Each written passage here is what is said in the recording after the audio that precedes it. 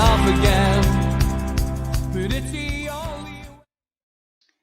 Good evening and welcome to NUFC Matters. It's ladies' night on a Monday night, and it's good evening to Kendall, to Katie, and to Sav, and to the dogs in the background. Not just with Sav, but with Katie as well. We've got dogs all over the place, and I don't mean the ladies presenting the show, of course, before I get anybody trying to troll us. So anyway, here we are after another game which, to be perfectly honest, Newcastle United probably deserved to get hammered, never mind lose. But Kendall, we didn't. We got a point, and we only need a point now to stay up, I think, again. So what did you make of yesterday's game, first of all? Well, I don't really have a positive to say, to be honest. Even despite the penalty, I literally don't have a positive, apart from maybe that Darlow was like stand-up performance yesterday for me. And Joelinton looked a lot better than he has done since we've seen him in our lives. So that's all the only positives I have from yesterday, to be honest. It was a very horrible game. We played too deep again. Wilson was isolated. It was just not good viewing from start to finish, really, until we got the penalty. But even then, that's caused some massive controversy on social media, along with Jamie Carragher using a picture as his profile picture on Twitter, which is very odd behaviour from that man, from him. But a bit of a weird one yesterday. Dick Turpin would have been proud of what went on at Spurs. We need a manager badly. Sooner Mandy arrives, the better, says Stephen Field. Katie, what was your take on yesterday's game?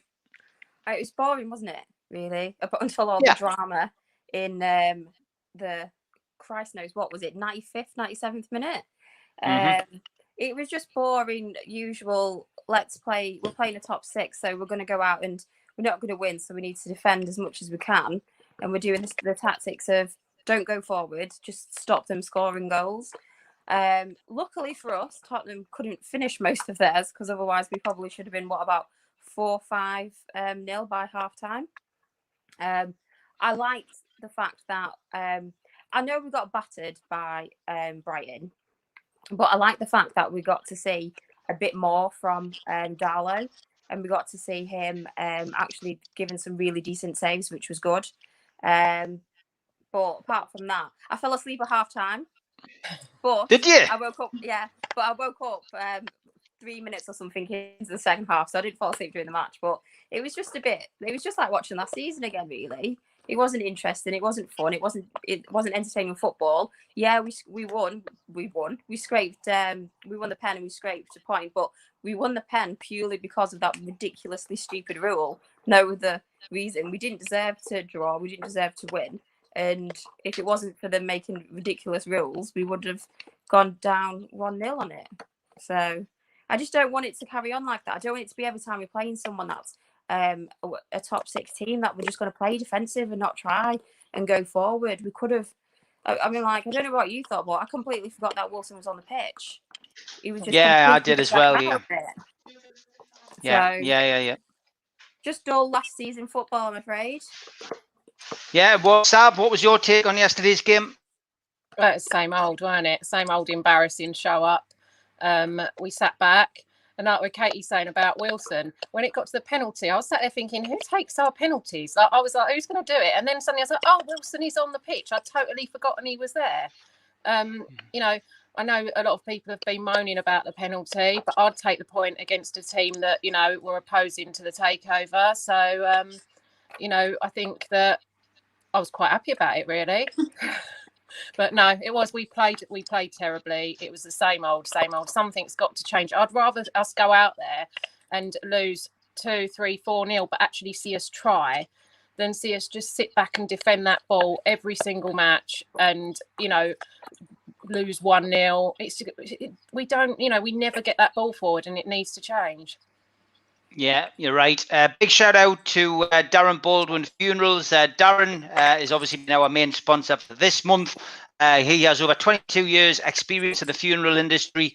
And if you'd like to read what people are saying about his funeral parlour and services, check his reviews on the business Facebook page. Thank you very much, Darren and QTech shop.co.uk as well. They've been involved with us as well, and they provide pool tables and snooker tables in the Newcastle Wallsend area. Thanks to you, lads. Just want to pick up, somebody sent us the stats. This is the next thing I want to talk about. And usually when we speak about Joelinton, it's not usually in a complimentary way. But if I can I'm trying to dig up the stats, actually. I think somebody sent them on our WhatsApp group, was it? Yeah. In the WhatsApp, yeah. So I'm just going to dig them out. Though, let's talk about it, Kendall. I mean, he did play a lot better, didn't he? Really on the game of the weekend. And from our perspective, had the criticism on this group, but he did put a shift in yesterday. Yeah, I mean, even I think we said, me and Sav were on about it last night, and we said that him getting a yellow card, it sounds bizarre, but it was actually a good thing because it showed that he was actually trying, he was working, he was involved in the game for once, which sounds odd because that's all we ever wanted from him. That's all we wanted from him, to try. Like Miguel Almiron, he tried even though he wasn't scoring goals at the very start, and then it came for him. So at the end of the day, like, that's all we ever want. We just wanted him to try. And yesterday it showed a completely different side of him. I think apart from his passing accuracy, he was first and joint first in pretty much every other stat on the field yesterday. So that was massively surprising, but obviously a pleasant surprise. All we've been trying all this time and wanting all this time is for him to be involved in the game. So whether or not yesterday was, off the back end of the cup game where he scored and had the confidence, but I mean, that was a positive yesterday considering how bad we were. So that looks good on his behalf. Maybe, I know he played in that position he was playing yesterday, he did play for Hoffenheim in that position. So maybe that is his natural position. He's just getting more confidence there. What, I don't know, but I think Steve Bruce has got to understand now he is not, he's not a sole forward at all. So fingers crossed we don't ever see him in that position ever again, and he just continues to play out wide. Joelinton for Newcastle versus Spurs. Pressures 5, blocks 5, shot creating actions 2, pass completion 82.1%, progressive carry and distance 162 yards, dribble attempts 3. I mean, I suppose we've seen a lot worse from him. £40 million striker, obviously brought in to score goals. Clearly hasn't done that. But 2 goals in midweek against lower team opposition, obviously lower league opposition in the cup. One of them was a really good strike. Should have had a hat trick. Bit more effort. Is this a turning point for Joelinton, Katie? Oh God, who knows? Whatever it is, he needs to be consistent with it. He did have, he had a good game against Morecambe, obviously lower league. And he did turn around and not play the usual Joelinton football that we're used to yesterday. It's just a case of if he's going to continue being consistent. His pass success stat is probably the highest I've ever seen it, anywhere near the 80s. Normally it's not anywhere near that whatsoever. I'd like to see it's a turning point, but this should have been a turning point quite a few seasons ago. Last season, but yeah, it needs to keep up. I like the fact that he wasn't playing up front with Wilson. I like the fact that he was getting stuck in, and he did some kind of like American tackle to get the penalty, which was just like, how the fucking hell did that happen? What a fluke! But I think it's more eyes on seeing what happens next. He's had 2 decent games. One of them obviously really lower league. One of them is top 6. So it's to see whether he can continue being as consistent. Obviously, it wasn't the performance amazing. We played absolutely shit. His performance was just something we've been wanting. We wanted to see him get stuck in and to actually get nitty gritty with stuff. And if you can continue that and not just be a case of I'll try a little bit and then get a little bit lazy like some people do, like obviously Shelby doesn't tend to like to run very much and stuff, so it's just about keeping that consistency and obviously just making sure that Bruce keeps him in that position and keeps him away from just trying to put him up as a sole striker, because that's not what he is or what he's best at. And hopefully obviously them 2 matches will have given him a confidence boost for the upcoming games that we've got, but I literally don't know. I don't want to be like, oh yeah, he's going to do amazing now, because he might not. But to be fair, no one's been doing amazing whatsoever. The last game yesterday, there was no real standing oh my God, how amazing was that? We should have scored or anything like that. It was just a boring Bruce football. Yeah, it was. There's no doubt about that. You can see from the comments that are coming in on the screen. Sav, Joelinton, is it a turning point? Do you think we could see something out of him? A lot of people did say last season, give him a season, there's a player in there. Do you think there is? Do you know, I'm with Katie on this one. It's really difficult to tell with him because we've seen so much sort of below average sort of performances from him where he looks like he can't be bothered. And now, yesterday he actually did play quite well. I thought that he looked quite solid, for us. But then again, no one else was playing particularly well. So it's that thing where you sort of become to expect an average-ish sort of performance as a good one amongst like our whole squad that are playing badly. But he definitely fits better in the position he was playing yesterday.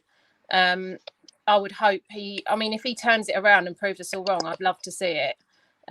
So I'm hoping that he can continue, but who knows? Good stat there from Jason. Darlow's 11 saves yesterday was the most in the Premier League match since Krull made 14 saves against Spurs in 2013. Kendall had a great game, didn't he? Yeah, he really did. And I'm really happy for him. And I mean, for everyone else as well, because I know even me included, we were quite worried about Darlow starting the season, obviously with Dubravka being out. And I know we talked about this on Ladies' Night a few weeks ago before the season started, who we'd like to see in goal. And I'm really happy that yesterday looked strong because that's good for us in terms of, obviously, we relied on Dubravka so much last season. So this season we've got two relatively decent keepers in case, Dubravka is injured again or whatever, out on international duty, for example. So it is good for us that Darlow's, conforming to his natural number 2 role now. So that's like a good positive for us. He looked really confident yesterday, and that's something I'm not used to seeing from him, because I used to call him Butterfingers because he used to make like the most random mistakes to like lead to like goals that could have easily been stopped. So I was really glad to see his performance yesterday, and he was definitely man of the match for me yesterday. Spudgy, thanks for your comment, mate. People copying the show. It's nice for flattery, but look, there's no rivalry with me, mate. Try to do this through lockdown to help people out, and it's been great. And having the girls on a Monday night, I thought would be great. And they've come into their own, and they're more than welcome to go off and do what they want. It doesn't bother me. But look, I appreciate your support, mate, and thanks for that. I think it's great that the girls are getting a voice, because for so long in a sport that's dominated, been dominated by men for so long, there's a lot of women who've got an opinion on the sport, and I think the girls we've got together on a Monday night are really intelligent and very, very well read and big supporters of Newcastle, and I think they deserve the airspace. So well done, girls. From me, I think you've been fantastic, and Samantha as well, who isn't with us tonight because she's got a. Has he gone, or is it just me? He's gone on mine as well. She's got a baby. She's got babysitting. Oh, she's babysitting. Yeah, Katie. It was somebody who said one of the lads, I think, said I've forgotten Dubravka's not playing. Yeah, do you know what I actually did as well? Because yesterday Darlow was fantastic. That double save, I was like, I felt as it was going towards instantly, obviously Spurs started off and we were already under pressure straight away. He handled that pressure so well, and that was that level of pressure is what I was so comfortable with when we have Dubravka. So I know that he's in the goal, I feel absolutely fine, and I was a bit nervous about it, but he was spot on. He knew exactly where they were going to go. He could call it. That double save was absolutely mint. I actually forgot that we have Dubravka. What is his injury rate at the moment? How long have we got him out for now? I think they said he was going to be back in October at the earliest, so it can't be too long. I can imagine it's going to be within the next 2 to 3 weeks that we're going to see him back on the training pitch, and then hopefully back in the team. But it's nice to know that we've got Darlow in reserve who can actually, come and play in the Premier League to that kind of standard. It'll be interesting to see when Dubravka does, once he's obviously started training with the team, and when they start to obviously bring him back in, because that's another one that Bruce will be careful with, because he tends to be a little bit more careful and only give most of the players when they're back from injury a little bit of game time, whether he mixes up a couple of matches and switches between the two. I can't see him subbing with the keeper with the state of the rest of the team that we are. But it'll be interesting to see whether he does actually bring him back and keep Darlow on for a few more matches. I think Gillespie's probably going to run with the cup, no matter how far we get. I think he'll stay on the cup run. But it is nice. I think when we spoke about this a few weeks ago, it was unusual the fact that a team has a number one keeper, but we didn't know who our number two keeper was. So it's been nice to be able to actually see the pressure that Spurs put Darlow under, how well he could handle it. Because I know obviously a lot of the posts took the brunt as well yesterday, but he was not far off getting them at all whatsoever. So a couple of double saves as well, Katie, wasn't it? A couple of really good double saves, and that's what good goalkeepers are all about. You make that first save, but then getting back up and getting down again for a second one. I was so shocked by that because I thought, right, we've done it, and I thought, shit, this is going to go in, and it was like instant boom, and then after that second one, he's back up again, and it's just like, Jesus Christ, where the hell's he come from? And he was just like, every single time as well, he was reading the pitch properly when he was when the Spurs were coming towards us. He was reading it constantly. It was nice to see a keeper that is definitely now, in my opinion, a very strong number two. Yeah, 100%. But I think we're all right in the goalkeeping department. Sav, Darlow, man of the match for everybody. I think not just me and not just you, but he was outstanding, wasn't he? Yeah, I mean, he's making me out to look really fickle because I know that when we had this conversation before the season started, I said that I'd like to see Darlow, in goal. Then I started watching the pre-season matches and I went back on that and I was like, actually, no, I don't want him in goal because, he, from what I could see from the pre-season, he didn't look, very strong. But then yesterday, I mean, that was amazing. He had some cracking saves yesterday. We would have been completely hammered if it wasn't for him in the goal. And so at the moment, he's proving me completely wrong from what I was saying. Yeah, definitely. Talking about strips, Kendall, the purple strip. Now, remember at the start of the season, we were looking through them strips when I had the pictures of them. I was sticking on the screen and I was going, oh my God, that purple strip's awful. Well, I've changed my mind. I actually quite liked it. Don't get us wrong, I'm not going to go out and buy it, but I did actually quite like it. I thought it looked all right. What did you think of it? I love it. I loved it at the start of the season. I did, in fact, for the first time in probably, I would say maybe 10 years, I never had a problem with any of the strips, which is like such a surprise. But yesterday, seeing it like actually on the pitch yesterday, it's so nice. It's just so smart. I love it. It's so different for us, especially. I loved it yesterday. I think it looked really, really good. I loved it.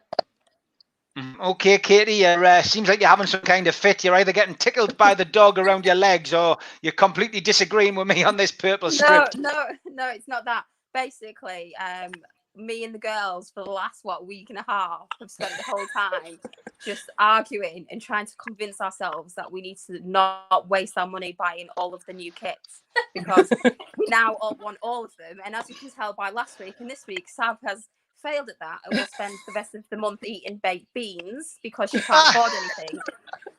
But we're literally, we're like, they'll get a message going, right, I'm buying it today. No, I can't buy it. And it's just literally, we went from and ahhing. I wanted to very much see it on people, and now I love all three of them. I do want to buy all of them. I am currently having to stop myself, and every time I do it, I'm getting onto them two to basically try and help me. But they're completely the exact opposite. And Sam goes, I ended up buying another one, and it's just like, for God's sake. So it's just this one's a bad influence. So whichever way she is on the camera, she's a bad influence at people with strips, unfortunately. I think Sav's going to end up with a modelling contract by the comments that are coming here. But Sav looked mint in the pink goalie's top. I was dreading seeing that one. Sav pulls up the third keeper tops. I mean, you might end up with a modelling job at St James's Park once COVID lifts. But I presume, I mean, you obviously like these strips, Sav. I really like these ones this season. And I say at the beginning of every season, I'm not buying them. I'm going to be strong. but I've worked out that I'm obviously very weak as a person, and I got really drunk last week, and I bought the away kit, and then I woke up, and like that feeling of shame after you've done something really ridiculous after you've had a few drinks. I had like that, like I'd woken up to someone ridiculously ugly or something. I just had that sort of horrible feeling sort of come across my mind. But no, I do really like them. I did want them, but I don't feel good about it. It's just one of those sort of things. Yeah, fair enough. And Mike Ashley, Anthony Clennell makes the point, the sight of Ashley laughing at the end of the match sums up the last 13 years. Embarrassing, ambitionless, and the employment of a manager guilty of crimes against football. By God, Anthony, you've put a lot of thought into that. Thanks for that message. Kendall, what do you make of seeing Mike Ashley at every game now? Well, I know before the season kicked off, I'd seen I think it was an article that he said he promised Steve that this year would be different, that he'll be at all the league games that he could possibly get to. And I mean, fair play to him. He's showed his face at most of them, so let him crack on. But I mean, if I was him, right, if in my opinion, well, we all know he doesn't really have a heart towards us Newcastle fans at all. But if I was him, I don't care who you are, still wouldn't show me face. After everything that's gone on after all these years, I just think, for me, it's not a turning point. I don't think he's sitting there thinking, I'm going to I actually care about it this season. It's always for his own personal gain. So I'm not sitting there thinking, oh, it's nice to see him at matches. Because, I mean, did you see him yesterday? He was at the end of the game, as if to say, oh, well, there's another point in the bank. Don't have to sack Bruce for another month. Thinking to himself. So it's always for his own personal gain. So for me, I just, whether he's there, I'm not couldn't care less, to be honest. I mean, it's one more fan in the stadium, but I highly doubt he's singing Local Hero, but there we go. He'll not be singing Get Out of Our Club, that's for certain. No. Katie, Mike Ashley, he's at the games more than he's ever been. Probably the most games he's been to in a season since he first bought the clubs. It is a bit bizarre, isn't it? Yeah, it's weird. I don't know why he's there. I think it's obviously some kind of business or PR stunt to go to them. I mean, I'm not being funny, but if I owned a football club, I'd be literally every match, I'd be not dragging, I'd be do you just want to come? And just taking people to a football match, whereas he just has no interest in it. He just is interested in the money. So whatever it's for a PR stunt, whether he's trying to find information out on stuff or whether he's just wanting to get more headlines and things like that. I ain't got a clue. I don't really particularly care. I just thought it was a hilarious moment, the fact that the camera went on him as he was rubbing his hands together, like you do when obviously you're on about making money, straight after a 1-1 draw, which we should never have got because of that new pen ruling. And it's just you couldn't have timed that better perfectly if you'd actually staged it. But why is that? I don't know. I don't know how long it'll continue to go for. And it's definitely for some other reason, but it's just obviously something to do with what makes, in his eyes, maybe him look good, but not to many other people. I don't think that's possible. Sav, pleased to see Big Mike in the stands cheering Newcastle on. I don't think anyone's pleased to see him there, are they? No, do you know what I find really confusing? Considering he's apparently so desperate to sell the club, that suddenly this season, just after the takeover's falling through, that suddenly he's turning up at every match, because you would think that someone was so desperate to get away from the club wouldn't then want to go and sit at every match. And that's what I find really confusing. And I don't know if there's some sort of reason behind it. When it zoomed in on him rubbing his hands together, I was laughing because that is just him all over. But, as I say, I'm quite confused as to why suddenly he's turning on. People are saying along the bottom, I did think about the fact that there's no fans there, so it's easier for him to turn up. But that, to be fair, is the only reason I can think of. Okay, Kendall, Jonathan Young asks, what did we think of Carragher's meltdown during the game yesterday? You touched on it earlier. He was at it again on Monday Night Football. We're living rent-free in his head. My view on it is he's good pals with Rafa Benitez. I know because whenever Carragher was covering the games for Sky and I was down in Rafa's office after the games, Jamie Carragher would come down to see Rafa. I can only think it's some kind of loyalty towards his ex-gaffer. And he's probably upset with the club and, for the way they treated Rafa. I'm not sure if it's anything more than that. But obviously he's going to have an opinion on the goal yesterday. And maybe it was just, I don't. Maybe people are reading a bit too much into it. It was more of a rant at the stupid decision yesterday, but there was a load of stupid decisions over the weekend. But he did seem to go particularly over the top with Newcastle for some reason. Yeah, the thing is, like, yes, fair enough. You can have a problem with, you know, the new rule that's been implemented, and that's fair enough. I said yesterday on Twitter, yes, we can all agree that the new rule is very odd and it's very harsh, and a lot of penalties are going to be given this season that wouldn't have been before, and a lot of teams are going to have issues.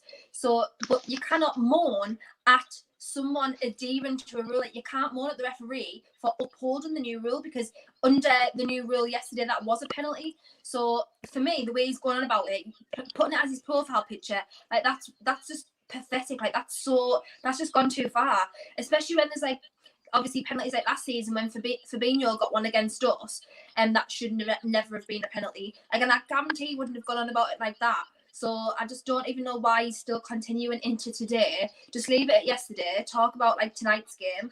You know, like I just really don't understand why he's going on about it the way he is. At the end of the day, like he literally has just constantly gone on about it since yesterday afternoon during the game. If you heard him after the penalty was awarded after the game when we watched it yesterday, he just wouldn't stop going on about it. He even got to a point where he was like, he must have known that he sounded obsessive, because he was like, oh, I've got to say sorry to Newcastle fans because there's no beef with me, like from me with them. And I just think like, well, yeah, but the way you're going on about it, putting it as your profile picture on Twitter, I mean, that's a bit too far. You can have a problem with the rules, fair enough, but I mean, going on and then putting it as your avi on Twitter was a bit, you know, extreme. Tom Lynch, you're right, mate. It wasn't a stupid decision. The law is stupid, but under that law, the decision was correct, not NUFC's fault. Tom, I can't even explain the handball rule anymore. I was having this conversation today. You know, it's getting as ludicrous as the offside rule used to be. Well, it still is. You know, why on earth they're changing all the laws of the game? They were quite simple back in the old days, you know, so it is crazy. Spudsy's right as well. End of the day, rules are rules. They're told at the start of the season. Katie, it's, you know, it was a meltdown of major proportions from Carragher. If he's apologised, fair enough, but I think a lot of this is done, again, just for clicks, for, you know, for social media purposes and stuff, and just to get yourself in the papers and get yourself a bit of attention.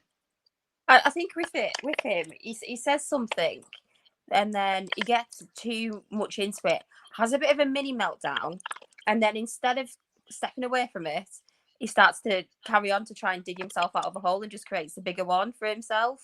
And I think that he just tries to defend everything that he says in the wrong way. He literally just he said, I saw something earlier today.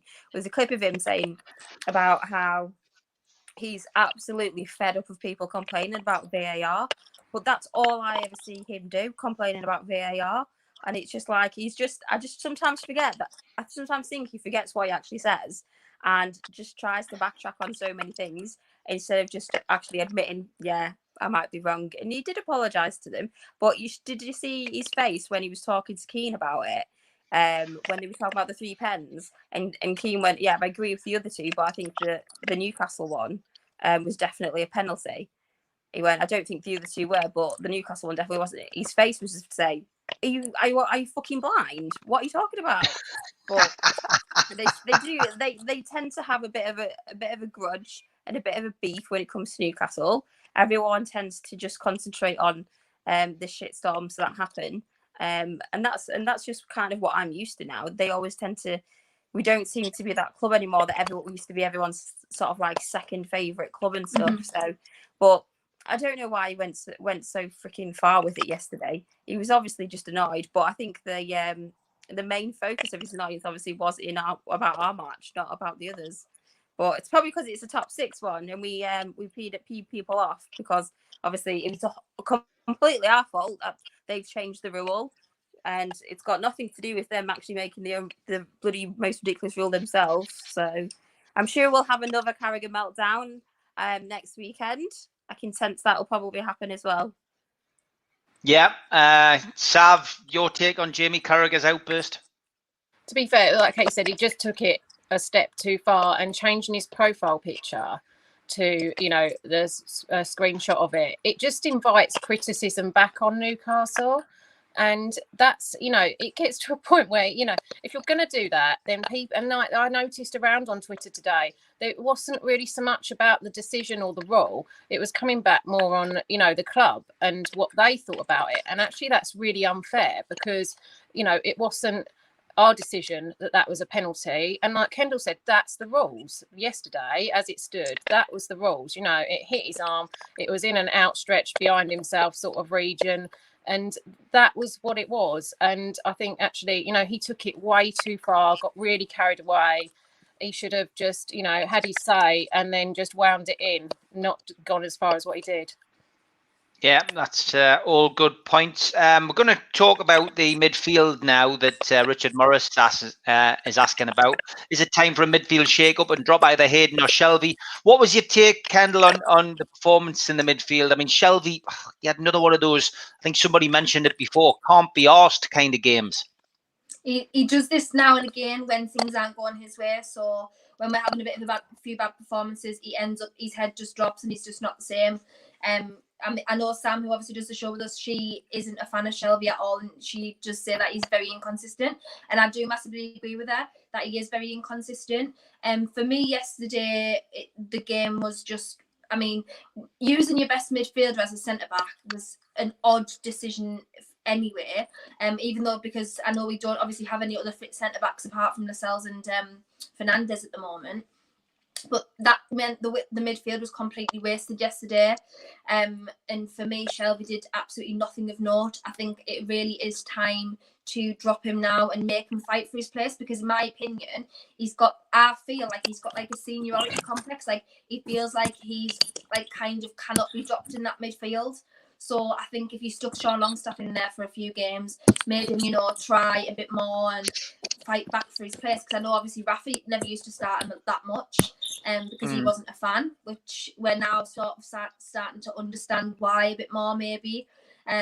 So yeah, I think it is time to give him, a bit of a kick up the arse really and say your spot is not safe. You are like quite happy to see Hayden and Hendrick in midfield, unless he's going to play, sort of a different formation, and maybe Hendrick will be more out wide and Sean Longstaff can sit in there, but I don't really know what he's going to do. But I do think now is the time to drop him and just knock him down a little bit of a peg or two. Yeah, somebody asking, do you know anything to Macklin and Richie? Rumours circulating at the moment. I don't know whether it's genuine. I haven't seen any update on the Chronicles website about Matt Ritchie. Someone saying that potentially he might have to have surgery. I hope not. If he does, that's a big blow for Newcastle. So Maximum, there's no news about whether he's going to be available for the game on Wednesday night. I can't tell you. Martin DeBrav, of course, Dwight Gale, and Matt Ritchie won't play midweek, but the news still not available on Alan St. Maximin, Ryan Fraser, Fabian Shaw, Kieran Clark, Paul Dummett and Matty Longstaff. But I'm sure as we get to Steve Bruce's conference for the cup game, which will probably be tomorrow, we will find out. And yeah, I mean, look, it's a strange one, really, isn't it, Katie? The midfield dilemma. We've got a multitude of players. We've got a lot of talent. It's like trying to find the right combination, which Steve Bruce seems to be struggling to do at the moment. Yeah, I think we've got a lot of people that we can bring in, but it's like bring Fraser in, and it will add pace down sides, but then, because he does play so fast and he is quick with it, he's then one that's prone to injuries. Yesterday we spent the whole time defending. We got nothing from midfield. And if we continue to have nothing from midfield, we are going to end up going down the table, because we need to obviously feed stuff through to Wilson. They need to mix it up. They need to bring in the young lads. And they need to actually move people around. John Joe, I absolutely love John Joe when he hits it and he gets it spot on. I absolutely can't stand John Joe when you see the ball go near him and it's almost like, it's all right, he'll get it. And it's sort of like leaving it to other people to do. And what Kendall said, spot on, he needs to realise that his spot isn't safe. But to be fair, all of the lads should be playing like that. They should be playing like their spot is not safe in the game, and we should be mixing it up, and we should be able to to have the opportunity and not just leave it so that it's like with Darlow this season. We've had to use him because obviously Dubravka's not injured. We shouldn't be, I know he's obviously keeper, so it's different. We shouldn't be leaving it so that we don't know what the play is going to be like. We should be introducing people more. Murphy should be playing more. He had some good little runs in yesterday. He had a fantastic runs in when we played Morecambe. We need to be mixing it up, and we need to be able to feed it through to Wilson or to Carroll if Carroll's on, because we've got no chance getting anywhere if we don't mix it up. I know obviously Sam does have that pure hatred for John Joe Shelby. She literally hates him so much. She doesn't shut up about how much she hates him. And I don't know if it's starting to rub off on me, or I'm starting to notice that he is a lot slower. He's gone past his probably heyday now. But he does have those instances where he finds the ball perfectly. I think that he just needs to, if he's going to be on, that I'd probably bring him off earlier, or maybe just do him a half match and play the first half and switch him over. But we need to get more pace in that middle, because that's where we essentially should be stopping it, getting past us and feeding it straight back, as opposed to just, we need to be going on the counter as opposed to just constantly just going straight back. Oh, wait a second, let's just go back to our fucking end and just play defence again. Yeah, Tom says Vilga's coming in as an under-23 player. He's a young lad from Peru. He's not going to be coming in as a first-team player or anything like the finished article. That's correct. Don't forget, Jose Perez came in as a development player, but then got thrown in at the deep end, and he did make it. Sav, midfield, Shelby, causing a lot of problems, amongst the fan base, rather than causing a lot of problems on the pitch for the opposition. He's a divisive character. Bruce obviously likes him. Rafa didn't like him. Bruce obviously, made him captain at one point when Lascelles was injured. So I can't see him dropping him anytime soon, but he's letting Bruce down, I think. Yeah, I can't see him dropping him either, which is shocking when you actually watch him play, because it just makes you wonder, how are you even starting him? Especially like start of the season, he's been quite shocking for me. And a lot of his balls are like hit and hope, I sort of find. And, I don't know, it's like Katie said about Samantha. I didn't massively notice it before she started really sort of like, saying about him. But I don't see why we are playing him like we do. And, I actually think Hendrick's a really good player in midfield. I really like him. I know a lot of people have different opinions, but I do like him. And I think with sort of, the squad around him in the right way, he will play really well for us. But it's like with the don't assume your spot is safe thing, like how they came out last week in the cup game, and they all played really well because they wanted to make it into the the first team in Premier League, and it was actually quite nice to see. I don't ever see any sort of drive from Shelby or trying recently. It's quite disappointing to see, and why he's used like he is beyond me. A lot of people yesterday, the knives were out, Kendall, for Steve Bruce, half time. I mean, it was an atrocious first half. Second half, percentage and possession wise, we played a lot better. And obviously, it was a smash and grab. We got a result, we got a point, as we know. But, Steve Bruce is getting a lot of criticism on the comments tonight. Is it simply down to, him not being able to coach, do you think? Is it time to make that decision again? People are saying, a lot of people are saying that, he should be out the door when we need a new manager in, but could send us into turmoil. It happened at Sunderland. They kept replacing managers, and then eventually, they ended up dropping a division and then dropping again, and look where they are now. So, is it Steve Bruce's tactics? And do you think we should be looking to get somebody else in who can coach and can manage? The problem is that we have is, in terms of getting a new manager in, is not a lot of managers are going to want to come to the club under the current, regime that's under. Obviously, Mike Cash has had massive stick over the years of, doing a football club. Jose Mourinho loves the club in general, but he would never, ever, ever in his life. I mean, I know he's not obviously out of a job at the moment, but he would never under his life, for example, come under a manager, under an owner like Mike Ashley.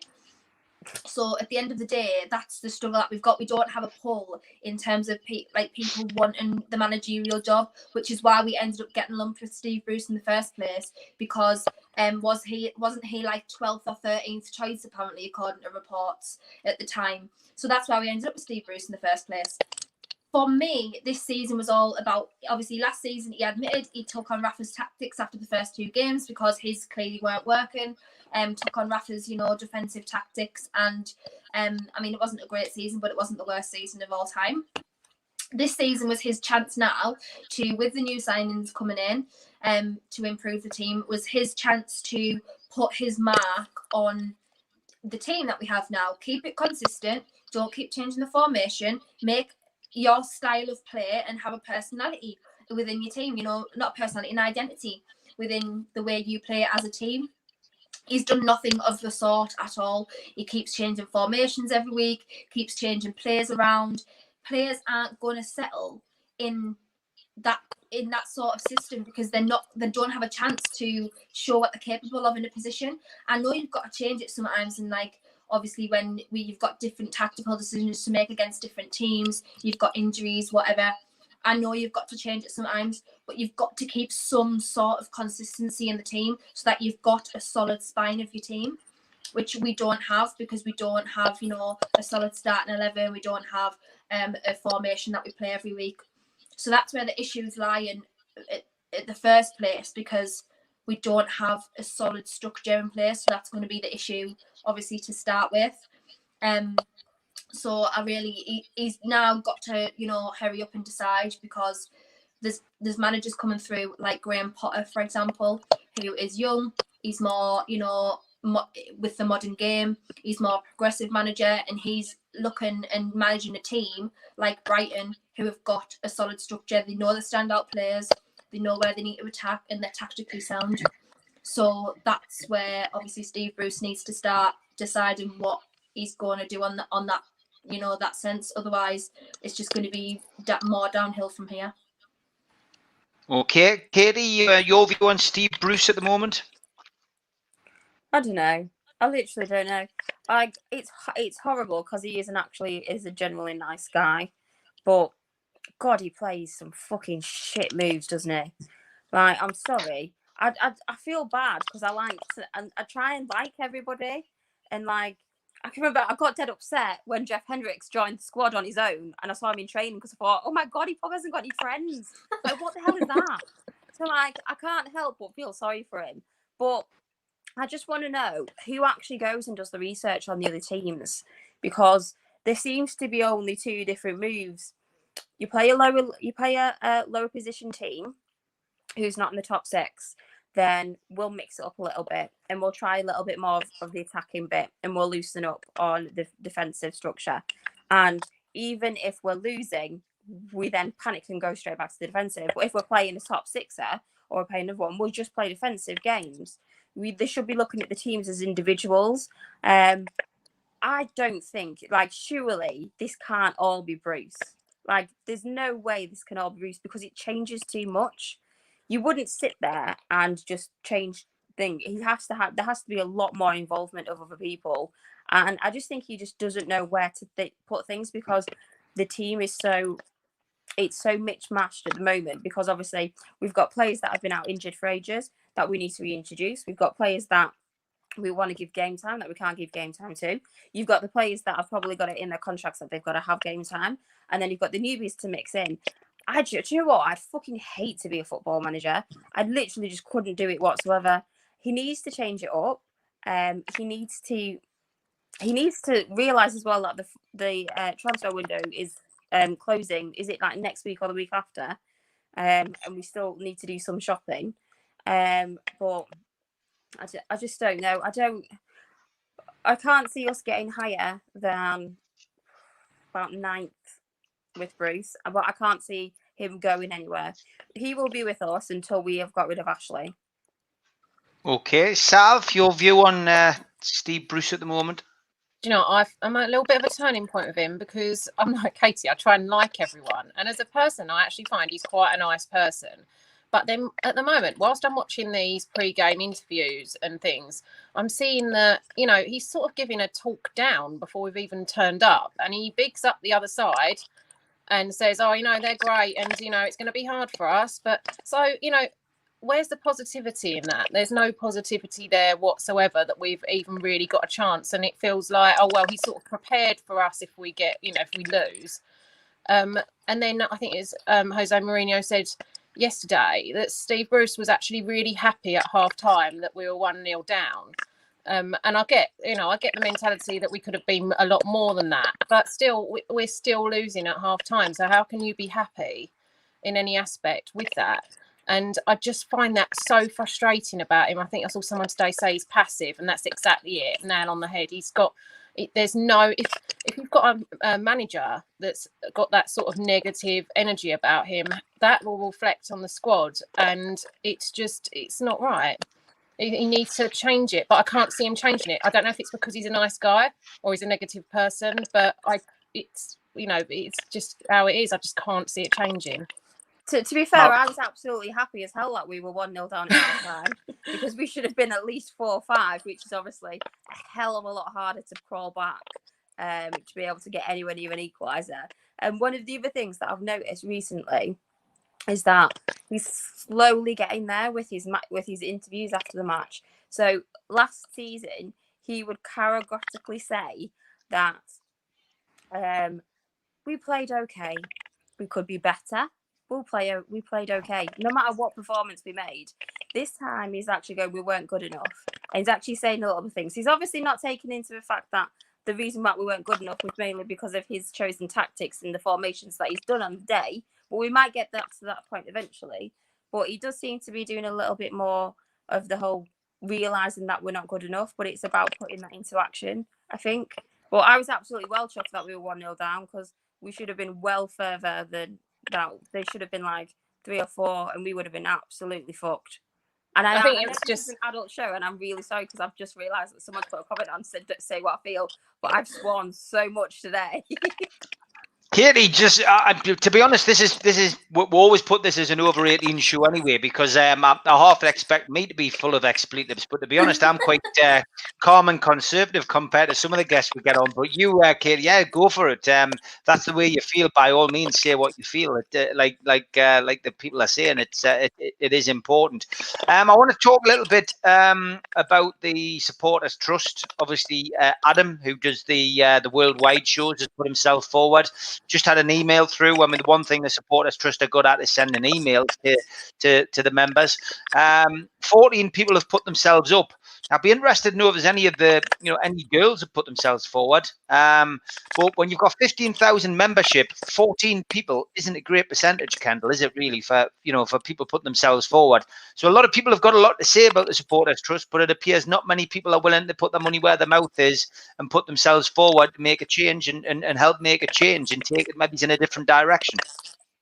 Yeah, I think it as well, like when obviously the email was sent out from the trust to say they're looking for new members of the board and things like that, it wasn't obviously very clear what they expected from you as a member of, as a board member. So I think obviously probably a lot of people were a bit like standoffish because they didn't really know what was expected from them to be on the board. I mean, I know, for example, like, not that I'm saying I'll be any good on it, but I just personally didn't put myself forward because of all the trolling that we've been getting. I thought, oh God, that's just literally more fuel to the fire. But what other people have not done that for, I'm not entirely sure. I think Adam will be a great addition. That's not just because he's part of our show or anything, but he has some great ideas, and obviously he has been asking us a lot what we think the ideas that he needs to put forward for the club. So yeah, I mean 14 out of 15,000 is very it's not great at all. But then again, I guess they've had a bit of controversy since the whole Amanda Staveley interview and things like that. So whether or not people are just choosing not to get themselves involved or what, I'm not sure. But yeah, it's not good when it's only that little amount of people. Katie, I'd love to see you representing the trust, effing and blinding at the top of the table. Yeah, I would never do that. I genuinely, I struggle to spare an hour on a Monday to do this. But you do, and we'll love you, for that. Yeah, I don't know. I don't. I could listen to Adam all day, every day. He talks so much sense, and there's been so many times where he said something, and I've initially gone, the fuck has he said that for? And then I'm like, because it makes complete sense. That's exactly why I said it. How did I even not realise that? And then I'm like, what an idiot I am. But no, a few people tweeted us actually when it first came out and asked us if we were going to go for it. I literally don't have the time for it. I will just sit on my own and stare at my phone to you lot and just moan and argue about it all that way. I'd love to see a change, but I think that a lot of people are probably thinking now, with everything that's happened, especially over the past year, a lot of people will probably be more thinking that there's no real point in going for it or doing anything for it. And that's just the mentality that people will have, because people obviously expect things to happen instantly and want movement straight away. And a lot of people don't realise that there's a lot of things going on in the background that happen and that they can take a while to do things. So like, obviously the trust are working all the time. It's not just a case of every now and then they'll come and do something. And I don't know. I'm just too busy. Okay, Sorry. that's fair enough. You're too busy. Sav, something you would think about doing, or do you know anybody who has? Would you like to see a woman go on? I'd love to see a woman, go forward for it. I haven't, mainly because, I don't know if people pick it up. I'm a bit of an airhead. I'd be completely useless at it. There'd be no point voting for me. There's no sense. It's all irrational. There's no point. But no, it would be amazing to see a woman go for it. But I agree with Adam. I think he does talk a lot of sense, and he'd be great. But I just assume that the low number is probably because of the negative energy that's just been going around for a long time now.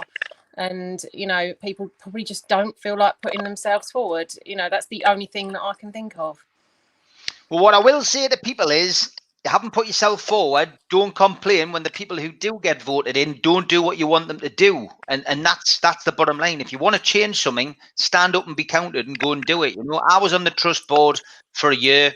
I got, co-opted on. I got asked to do it.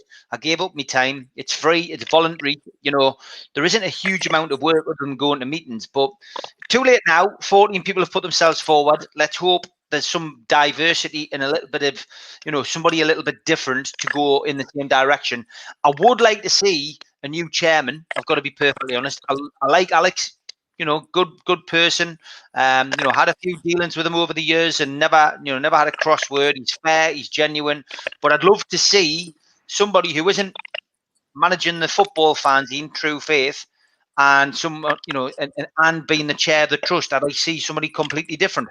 Why not a woman? I know there's been a woman on the board, but having somebody different, taking it in a different direction. There's 15,000 members. There's obviously money in the bank. They're banging, putting all these quids and 10 quids away. What are they doing with the money? Where's it going? That's, and is it being put to good use? Those are the kind of questions which need to be in your head. I paid me 10 quid membership for life. It's done. It's there. It's in the bank account. What they're doing with the money? They're sitting on it. Why are they sitting on it? What they're doing? Could they not be using it? Are the communications going to be better with a club? They need to be involved and ready to react when things happen. And emails are all very well, and it's nice getting emails up the trust, but we need a little bit more action. But look, I'm not against them. I'm a supporter. I'm a member. I just, I wish them well with their election. Chris Woff is an independent. It's a good choice for somebody to cite them through the 14 applications. Want people to vote Adam when it comes to it. If you're a member of the trust, please vote Adam. But Adam is certainly going there with a completely different mindset, wants to change things, very intelligent guy. You'll have seen him on the show. Please give Adam a vote. We will continue to push Adam on this show. So fingers crossed for him. We wish him well. Last 5 or 6 minutes, ladies, we're going to look at the game midweek against Newport. Don't have much history with Newport, but of course it's the one game where Newcastle won 13-0 and Len Shackleton scored 6 goals. Even I wasn't born then, Kendall. Oh well, no. I definitely was not born then. You seem to doubt us there. You seem to doubt us there. No, I was gonna say I definitely was nowhere near being born then. So I don't have much to say about Newport County. But to be fair, I think it's just got to go and play the same team. Obviously, Richie's injured now, so that'll have to be changed in that respect. But I think just go out and play the same cup team that we've been playing. I don't see why he has any reason to change it other than injuries, to be fair, after, last week. I just hope we just continue. I mean, I know we've been playing rubbish football in the league, but the Morecambe result was a massive positive for us, even though it was against the League Two side. Hopefully this is our last route into, where the harder games start, and we're in the quarterfinals already. So I think this is our best. Again, we've got a great route into the final stages of the cup. So fingers crossed we go out on a positive note rather than just start off on a negative foot again, and continue on the back of the Morecambe result in the cup. Okay, and you, Katie, Newport in the Carabao Cup for a place in the quarterfinals? We've just got to make sure we don't do a Newcastle and fuck up, really, because we tend to literally do so well, and then we'll come across the team that we should easily beat, and we end up screwed. I think if they keep the pace is a lot different. It's quicker and it's faster moving pace, which is obviously the same thing. So I don't know why I've just said that. But if they keep the pace up and take control of the game from the first offset, we should be absolutely fine with it. I generally hope we don't do a typical Newcastle and go out at this point, because I think we've got a really good chance with it. I don't think he'll mix the teams up. I think Fraser will probably come in for a little bit. He won't play full game time yet because of how less game time he's had. I think he had a bit of a knock on the last one. Here he is. Sorry, I just saw Adam's comment. Vote Adam. Woo! Vote Adam. But I think it'll be interesting. I'll be watching it as always, and probably screaming as always. But let's just see what happens. Okay. Yes, Clark's injured. Paul this week as well. You can watch it on the TV. Hey, yeah, Clark is injured. Paul Hill, not a bad injury, just took a knock. Sav, Newport cup game. Looking forward to it. Well, I just hope it's a repeat of last week. I probably won't be, but last week was actually quite a nice game to watch. But I don't think that he'll send out. I think he'll send out the same team. Obviously minus the injuries. I just hope they turn up with that mentality that they want to fight for their place within the team. That was what it felt like last week. Yeah. But I've got to admit, I'm never going to say that I've got a favourite player again, because both Shah and Richie shoulder injuries. It's like I've hexed them as soon as I've said it. So, I never thought of that. Stay away from Wilson. Stay away. I will stay away. I did say that I thought he was good looking today, but I'm saying no more on that. I'm not even going to mention him again. But no, I'm hoping for a good result. But it's already been said. I just hope that we don't turn up with that mentality that we've. Steve Bruce has gone on beforehand. He said, they've got a really good team, and then everyone turns up like we've already lost, that sort of thing. I just hope we go out there and we really try. Kendall, give us your prediction. I said yesterday, I think it'll probably be 3-1. I don't think it'll be as good as the other night. And the way we're playing at the moment is quite negative. So I think I'm going 3-1. Katie? I'm going to go for 2-1. Okay. Sav? I'm going to go for 2-0. Okay. A lot of people asking you to say Shelby is your favourite player, Sav. Shelby. I had an airhead moment there. I was thinking, is there something sexy when she says Shelby? And I realised what they were saying. God, that was a proper moment there. Just time to announce that NUFC Matters are having a Christmas party. So yes, we're having a get together as long as COVID allows. My prediction that we're going to get shut down for the next couple of weeks over half term, bonfire night, Halloween, etc. Looks like it's going to come true. Newcastle are going to face new lockdown restrictions from Wednesday. So I think we'll be fine for this. But Friday the 4th of December, Tyneside Irish Club, tickets go on sale tomorrow. The tickets are going to be £10 a ticket, and it's at the Tyneside Irish Centre. We're limited to 80 tickets, but it'll be an evening with me and Lee Clark, and you will get a chance to meet quite a few of the people from NUFC Matters, the lads and the lasses who all live in and around the area. We'll hopefully be able to travel up, and we'll be having a few raffles and auctions, and we'll be raising some much needed money at Christmas time for the Newcastle Food Bank. So looking forward to that. Tickets go on sale at newcastlelegends.com tomorrow. Jason says, is there a panto? Oh no, there isn't, Jason, I'm afraid. But you never know, we might do that next year. Katie can come on and be the dress up as an ugly sister and effing blind all the time. You're just genuinely, you're really not funny, are you? Like, 100%, you're just not funny. I'll play a dame as well. I quite fancy dressing up in a dress. You wanted to do that to me when we first started doing these. Widow Twanky or something. Widow Twanky, yeah. I could do that. I think I could really ham it up. I did pantomime once. I thoroughly enjoyed it. I'll dig out the pictures nearer Christmas time. Anyway, girls, I'll let you go off and enjoy the Liverpool-Arsenal game, which I believe is 1-1. Lovely to have you on, and look forward to speaking to you next week. Take care, girls. Bye. Bye.